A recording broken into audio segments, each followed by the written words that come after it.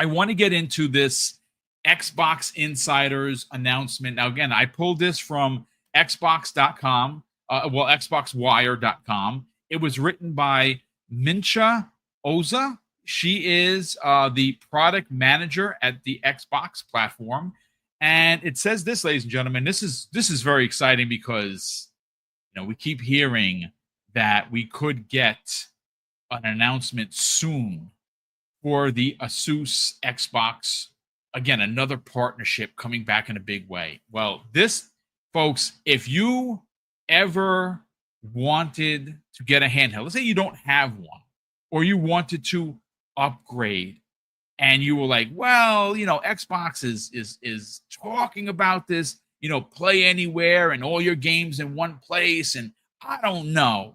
Well, folks, confirmation. And again, originally I saw this thanks to Paris Lilly. He did a post, and then of course I took the post, I sent it to Fuzzy, I did some research on my own, I found the Xbox Insiders article regarding it, and it says aggregated gaming library is coming to the Xbox PC app. And folks, this is what it has to say to open up the article. Hey, Xbox Insiders, starting this week, users enrolled in the PC gaming preview can get a first look at the new aggregated gaming library in the Xbox PC app for Windows 11 PCs and handheld devices.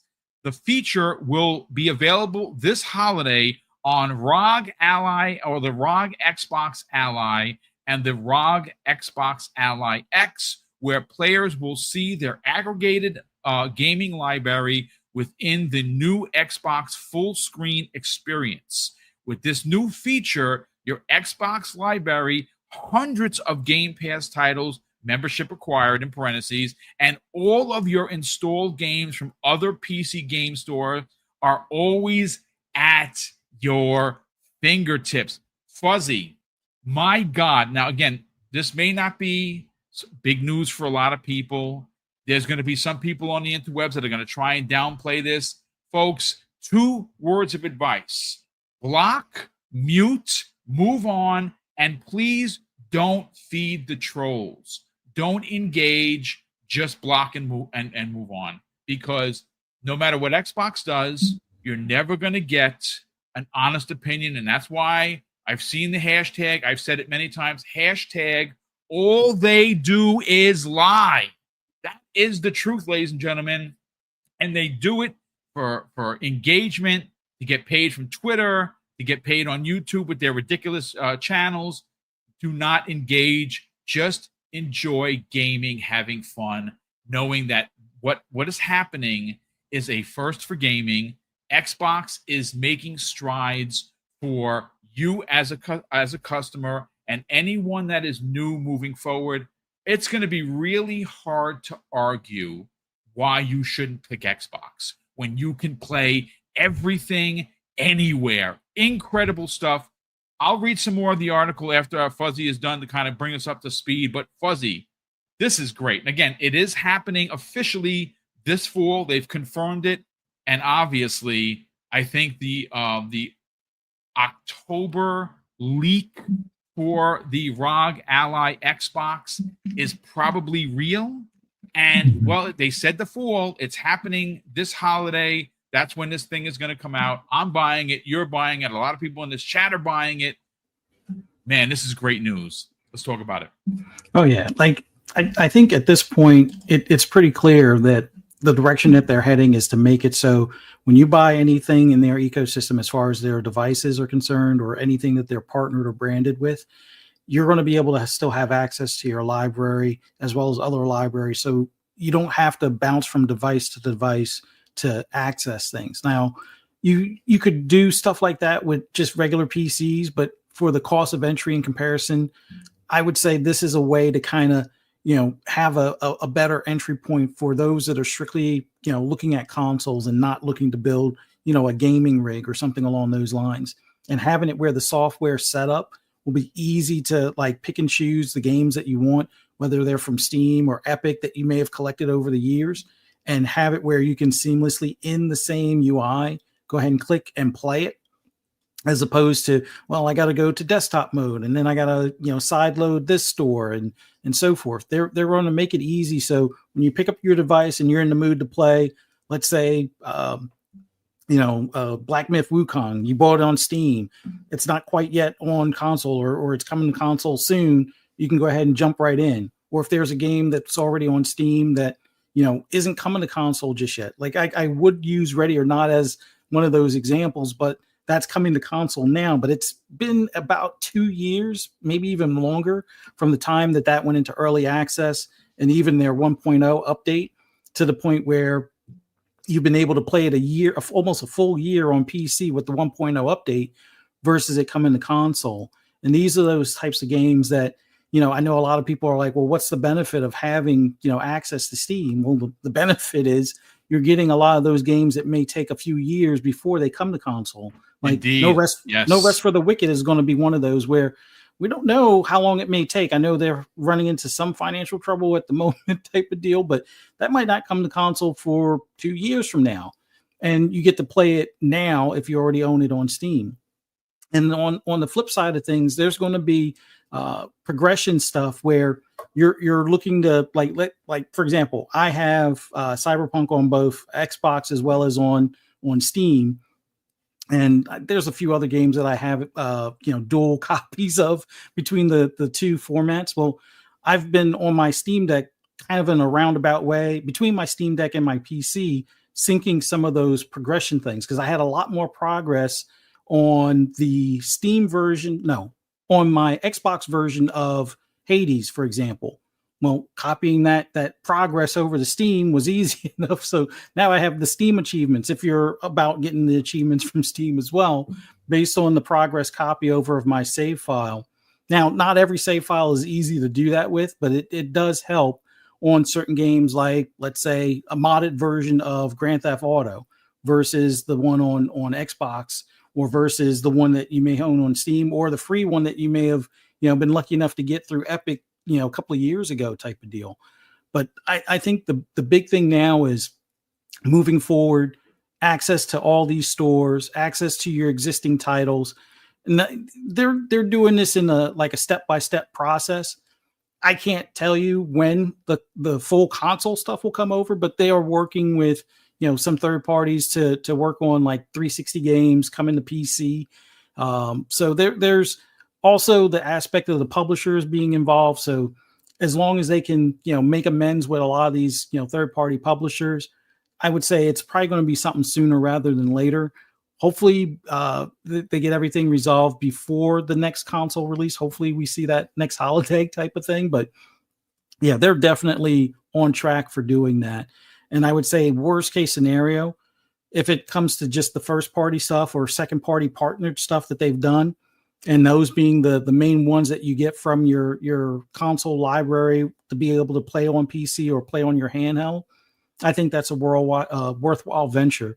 And then vice versa, we're going to see these things on console. So there might be some PC games that you may have had better progress on. Like I think I have more progress on PC for Starfield than I do on console, just because I love playing it on console. It looks great, but man, the visuals with a 3080 overclock card and 32 gigs of memory, I can turn up a lot of the bells and whistles on Starfield on PC, and there's I have 5 playthroughs, so it's one of those things where I can at least transfer over my best playthrough or my most progress playthrough over to the console save because it syncs pretty much instantaneously. Basically, it's like a 3-second sync, although sometimes Forza, depending on if I'm when it comes to Horizon, it might take a little bit longer, but that's only if I'm I've been playing all Forza Horizon 5 for months on end, and then I decide to take a trip back in time to Forza Horizon 4.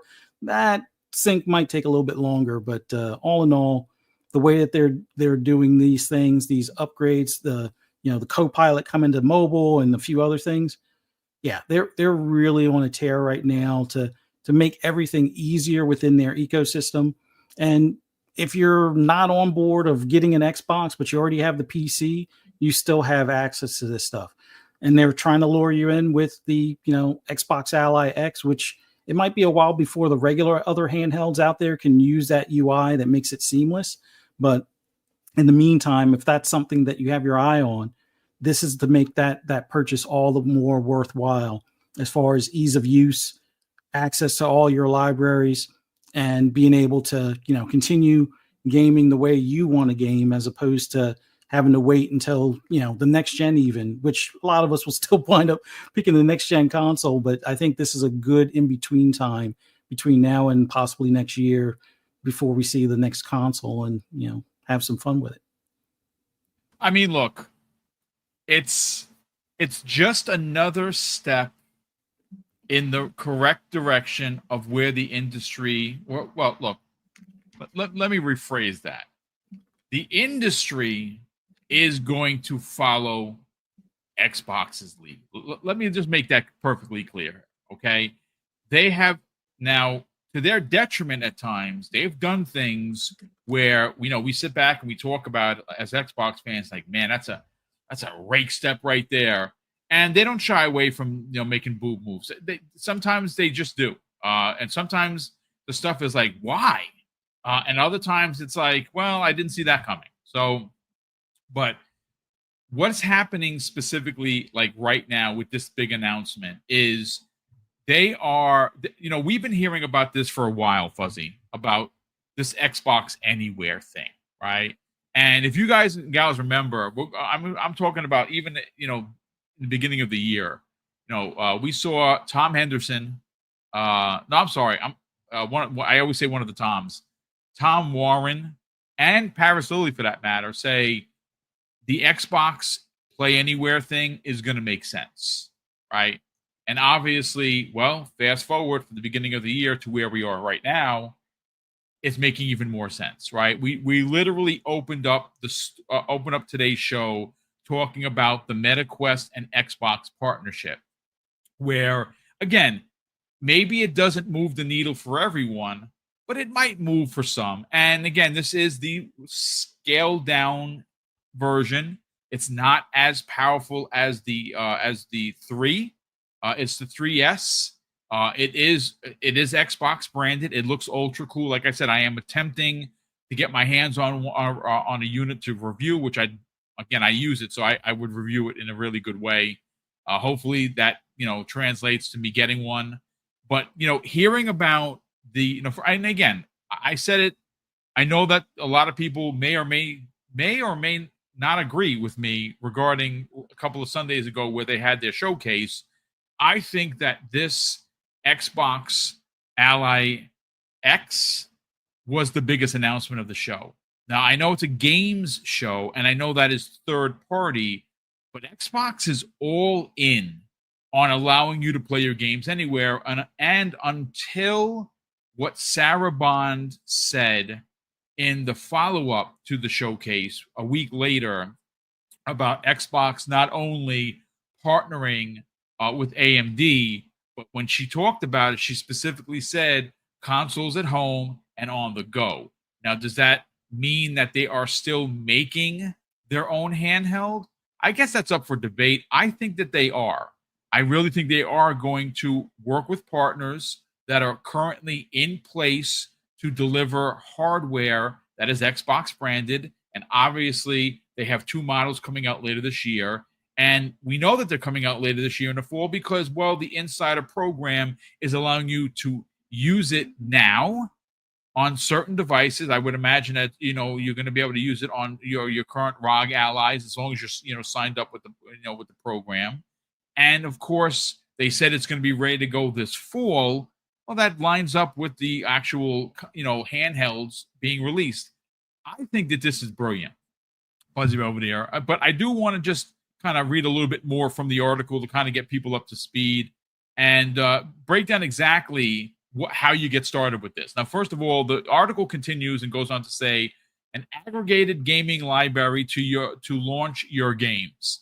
It says, with the aggregated gaming library, players can conveniently launch games from Xbox, Game Pass, Battle.net, and other leading PC storefronts from a single library within the Xbox PC app.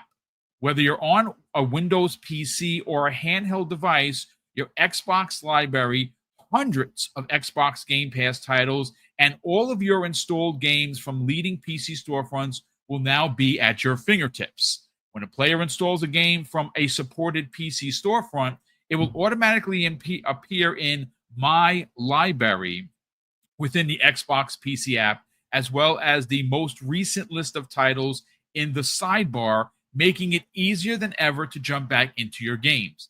And this is just the beginning. We'll continue rolling out support for additional PC storefronts over time. Now, I would imagine the PC storefronts that they're talking about is what's been rumored. Steam is obviously the biggest PC storefront. Epic Game Store, another large one. Good Old Games is another one. So I would imagine that at some point, you as the Xbox player that is playing on PC, playing on your handheld, whichever handheld that may be, you are going to have access to all of your gaming library in one press of a button. Fuzzy Bovedy, I want to elaborate on that because I think that, you made mention of having to sideload this and go to this store when everything is available for you. Especially, and let's focus on Steam. Mm-hmm.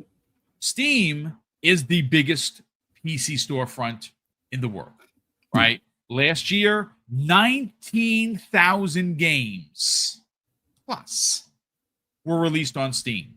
Now, I would imagine that a lot of those games never got a look. And for someone like me, and I love putting myself in the seat here, Your Honor, I'll take the stand right now. I'm not a Steam customer except when they have these ridiculous sales. And then I become one. But if you wanted me to get a game that, like you said, Fuzzy, is not available on Xbox or PlayStation or Switch, and it's one of my favorite genres, it's a side-scrolling beat-em-up that is only available on PC. I will now buy that game. I have now become a Steam customer. That's why this is brilliant, because Steam wins because they got a customer now, and I win as a gamer because I could take that game and it shows up in my Xbox PC app, which is going to be obviously a big part of the handhelds, and I just go and I play. Whether it has achievements or not, it doesn't matter. I'm still playing the game and enjoying it. How big of a deal is this that they're actually aggregating everything to just right there for you to play anything you want? Yeah, I think, and because I've seen some questions in the chat, it's going to be depending on how the interface looks. But I'm under the impression, based on like the recent passage that you read, if you look through your library, just like you can look on your console, and you know how they have it divvied up between games that you own, games that you may have gotten from Games with Gold, games through Game Pass, and so forth. When you pick, like, let's say all of your library, it's going to have a section for Steam, or you could just pick Steam. I'm under the impression when you click it, it automatically knows whatever it needs to do to run the launcher in the background. That's already going to be, it'll probably be like a one-click process. The launcher goes and then the game loads, and it might take 2 or 3 seconds, as opposed to a game that if they were both, like if you had it both in Steam and Xbox, it might save you like a fraction of a few seconds just clicking on that game through your Xbox library, because they wouldn't have to launch the Steam launcher in the background or whatnot. But I don't think there's going to be too many button presses, although they've added an extra button press to make it more Steam-like to the console with the most recent June update. But I think as long as you look through the library, and it's like it brings up that window where it shows like hours played, how many of your friends have played, how many achievements you have, and then you click play, it's loading the game. Whatever it needs to do to get the launchers, whether it's Epic, GOG, or Steam, those will probably be, unseen, other than maybe the logo pops up, then the game, load screen goes, and then you're in the game. And I think that's the way it will wind up being.